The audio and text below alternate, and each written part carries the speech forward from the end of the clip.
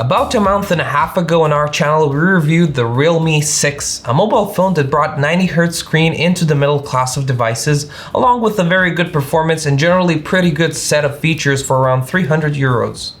What caught our eye on that occasion was that the Realme 6 also has its Pro version, and we were very curious to see what the model may bring compared to the basic version. Pro certainly sounds better, doesn't it? And in this case, the Pro will cost you about 40 euros more.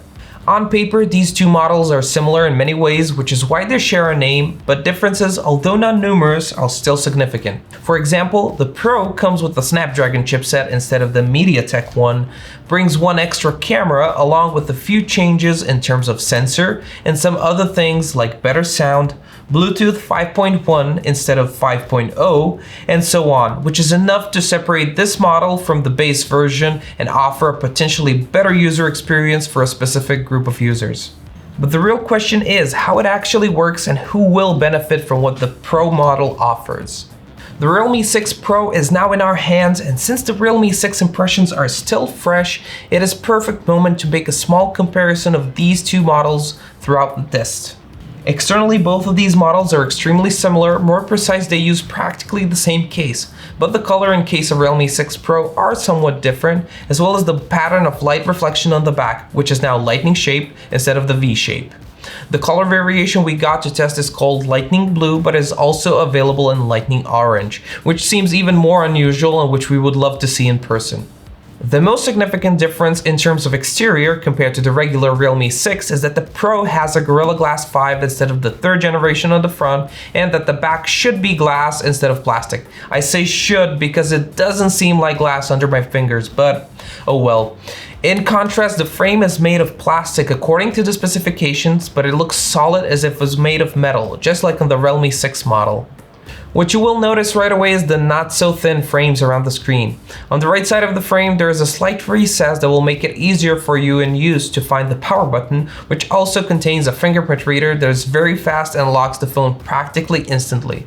At the top, we find only one microphone, while at the bottom there is another microphone along with a 3.5mm headphone connector, USB Type-C port, and a mono speaker of average quality and loudness. On the left side, there are volume control buttons that you can easily reach with the fingertips of your hand with which you are holding a phone, as well as a large slot that houses 2 SIM cards and 1 micro SD at the same time.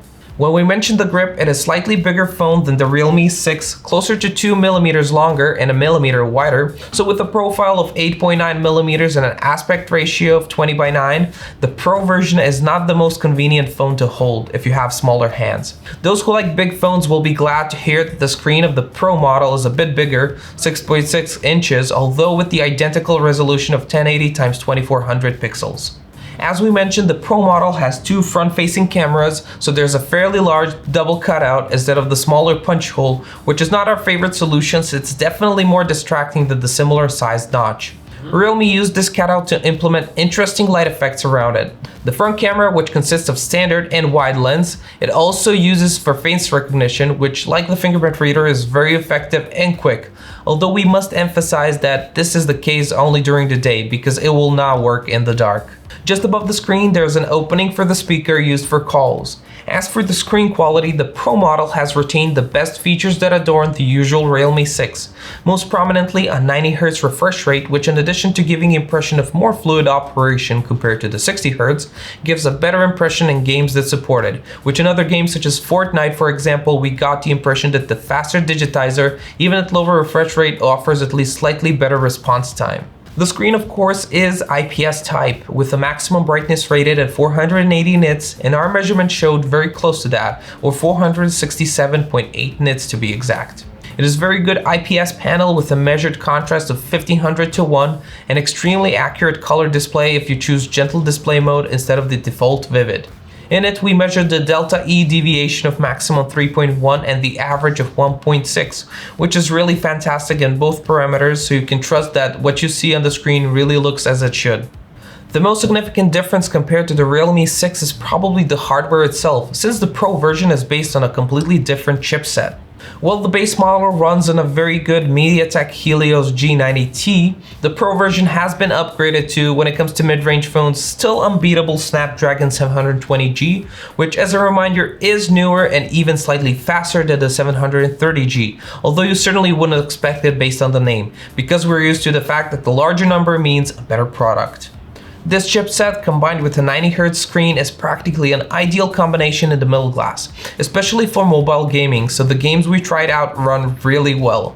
The specific model on this test comes with 8GB of RAM and 128GB of UFS 2.1 storage, but there are also cheaper variants with 664 and 128GB. Although we didn't have any objections to the Helios on the basic model, the Snapdragon 720G is certainly an improvement, and it's nice that the Pro model stands out in that sense. Now, as both phones have identical 4300 mAh battery, it is expected that the Pro has an advantage in terms of power consumption due to Snapdragon chipset, but that is not the case. In our 10-hour video playback test with 50% brightness, both models ended up with 43% of remaining battery. Autonomy is really good, just as it was with Realme 6, and whether the identical results between vanilla and Pro models is due to the 0.1-inch bigger screen or a MediaTek development team that did a good job, we're definitely not sure. In any case, both phones provide very comfortable battery operation, and the phone supports a fast 30-watt charge. As for the software, it is based on Android 10 with Realme UI user interface that is not a design masterpiece, looks relatively generic, and does not stand out compared to most other manufacturers. However, everything works well with a lot of small settings that can help you speed up some of the common tasks like gesture controls, game and car modes, and the shortcut bar on the right side of the screen. There are not many extra applications this time, so in addition to the usual ones, you'll find only Office Suite and Opera browser. What we expect most from the Pro version, in addition to performance improvements, are the cameras. Although there are equal number of them on the back, which makes the Realme 6 and 6 Pro look almost identical, one important change has been made. So instead of the 2-megapixel black and white depth sensor, they're now 12-megapixel 54mm telephoto sensor with an optical stabilization. The other sensors are identical, and just as a reminder, the main one is a wide-angle one of 64 megapixels f1.8 with the ultra-wide one of 8 megapixels, which covers twice the wider angle, and a macro sensor of 2 megapixels. The photos provided by the main Samsung ISO cell sensors are very good in daytime, with a very good dynamic range to capture enough detail in both light and dark parts of the scene. AI assistance is there, but it seems to be relatively discreet and transparent, so there is no exaggerated color saturation and everything seems pretty natural. The ultra-wide sensor also gives excellent results with almost identical colors and only slightly less detail and dynamic range. The telephoto sensor, which is the main change compared to the non-Pro variant, proved to be very good, with plenty of details and sharpness as long as you keep a steady hand, since the optical stabilization has its limitations. Optical magnification is 2 times, but the software also offers 5 times magnification, which surprisingly can be quite decent and usable in certain conditions. The 2-megapixel macro sensor provides solid magnification with an optimal focus of 4 centimeters, but the level of detail is not particularly high, with a lot of noise that is common except when there's a lot of light in the frame. As for the night performance, it is not at a very high level. There is a night mode that takes about 4 seconds to shoot, and even the result is bright enough, a lot of noise is noticeable, which along with the less than ideal focus in night conditions does not leave the same impression we got from some other models in this class. However, the photos taken by the main sensor at night are still quite usable.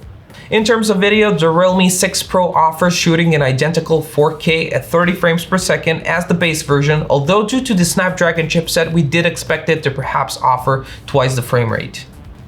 The video quality is very good, not that far from the quality of the photos, with electrical stabilization, which we have to praise because it works fairly well even on the go. The only complaint is the rolling shutter, i.e. the blurring when panning the frame quickly to the left or right, and the continuous autofocus works mostly correctly, although it may not be the fastest we've seen. As for the front cameras, the main one of 16 megapixels is identical to the Realme 6 model, but Pro also adds an ultra-wide 8 megapixel camera with a field of view of 105 degrees. This addition will be very useful for those who like selfies or use the phone for video communication, since the extra frame width provides some shots that will be otherwise not possible.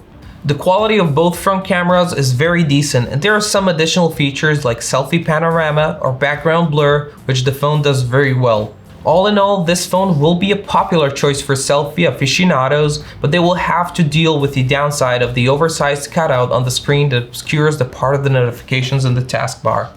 When we take everything in account, the Realme 6 Pro has some straightforward advantages over the Realme 6, which for about 40 euros more really makes a lot of sense. Better gaming performance that accentuates the 90Hz screen even more, a very usable telephoto camera, and an ultra-wide selfie camera are something that users will definitely be able to appreciate in everyday use.